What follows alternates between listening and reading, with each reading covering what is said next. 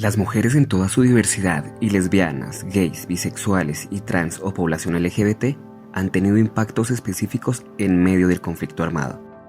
Las personas LGBT hacen parte de lo que conoces como personas OSIG, es decir, personas con orientaciones sexuales e identidades de género diversas. Es por eso que el SAT se ha propuesto la tarea de hacer alertas tempranas con un enfoque de género. ¿Pero qué significa ese enfoque que resulta enredado para algunas personas? Sabemos que no es fácil entenderlo y mucho menos llevarlo a la práctica. Por eso creamos un modelo de análisis que te ayudará a entender y aplicar este concepto a tu trabajo. Y en este video te contaremos cómo usarlo.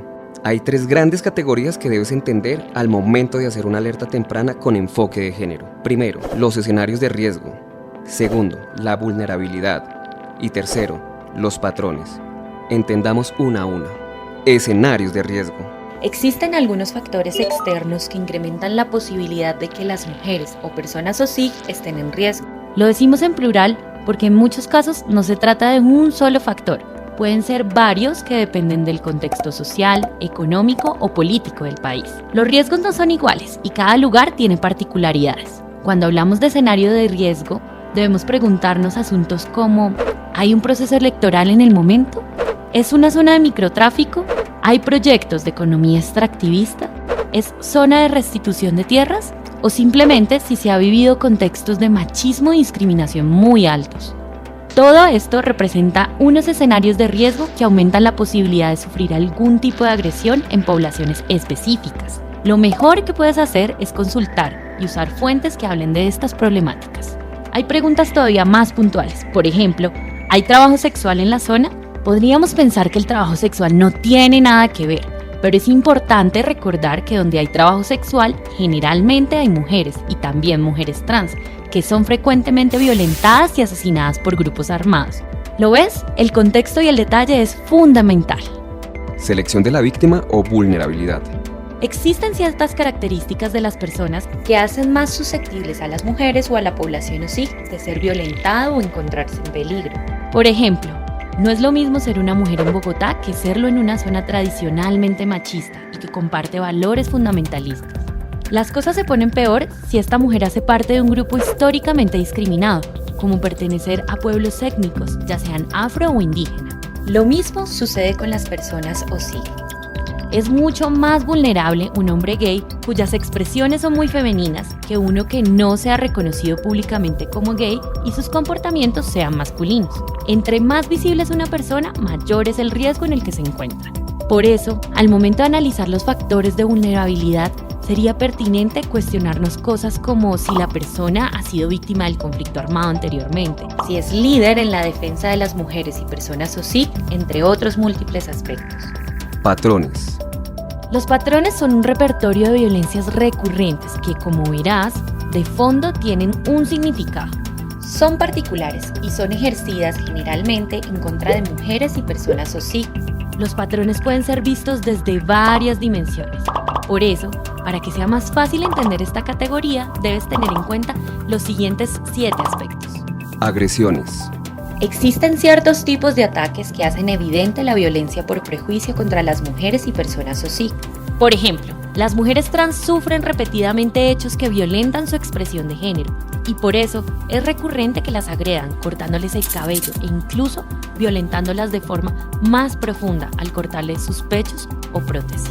Por eso, al hablar de agresiones, sería muy útil entender que las mujeres suelen ser víctimas de violencia sexual, de acoso, ataques y amenazas contra hijos e hijas, entre otros hechos, sin mencionar las realidades que viven las mujeres lesbianas y bisexuales, que suelen ser víctimas de violencia sexual para supuestamente cambiar la orientación sexual de ellas.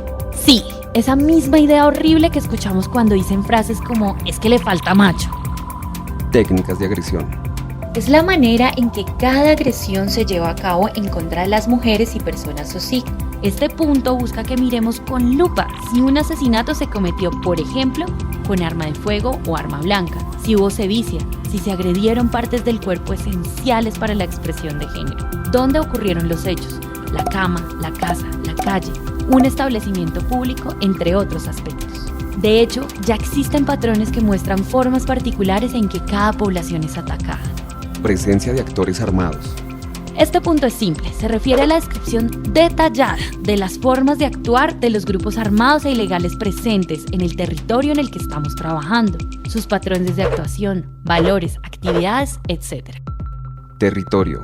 La referencia geográfica, así como el contexto sociocultural y político, es el eje de este punto. Es decir, se trata de hacer una caracterización del territorio para entender particularidades geográficas, políticas, socioculturales, entre otras cosas. Esto no implica que esta caracterización siempre constituya un escenario de riesgo para mujeres y personas OSIG. Presuntos responsables. A los presuntos responsables hay que describirlos de forma más concreta. No es suficiente con nombrar el actor genérico. Por lo general, se dice que los responsables de las agresiones son los grupos armados o ilegales. Sin embargo, para el caso de las defensoras de derechos humanos, debemos fijar nuestra atención además en personas cercanas a las mujeres defensoras y los hombres de seguridad encargados de su protección, entre otros. Si hablamos de personas OSIG, también debemos ver que los presuntos responsables pueden ser los clientes, en el caso de los trabajadores y trabajadoras sexuales, la fuerza pública, grupos paramilitares o bandas criminales asociadas al paramilitarismo, entre otras. Frecuencia. Como su nombre lo indica, en este punto debemos identificar cada cuánto tiempo, cuántas y cómo son las agresiones en un periodo determinado. Esto nos permitirá entender si se tratan de algo sistemático. Impactos. Podría sonar obvio, las agresiones siempre van a impactar a las víctimas de formas generales, iguales o muy específicas. Sin embargo, hay aspectos que suelen reflejarse no solo en la víctima directa, sino que afectan de manera grupal, social y comunitaria. Por ejemplo, si una mujer trans que ejerce trabajo sexual es asesinada por uno de sus clientes y se encuentra un panfleto discriminatorio junto a su cuerpo, este asesinato tendría sin duda un impacto no solo en todas las mujeres que trabajan en lo mismo, sino en toda la población OSIG que puede sentirse en riesgo inminente, ya que podría tratarse de una agresión en contra de lo que ella es y hace. Como ves, comprender y operacionalizar el enfoque de género es vital para entender amenazas y agresiones que quizás no eran claras o evidentes. Sabemos que tener lupa de género para realizar tu trabajo no es algo que se logra en un abrir y cerrar de ojos. Por eso hicimos este video, para que entiendas las generalidades del modelo que explica paso a paso cada categoría y que se encuentra al alcance de un clic.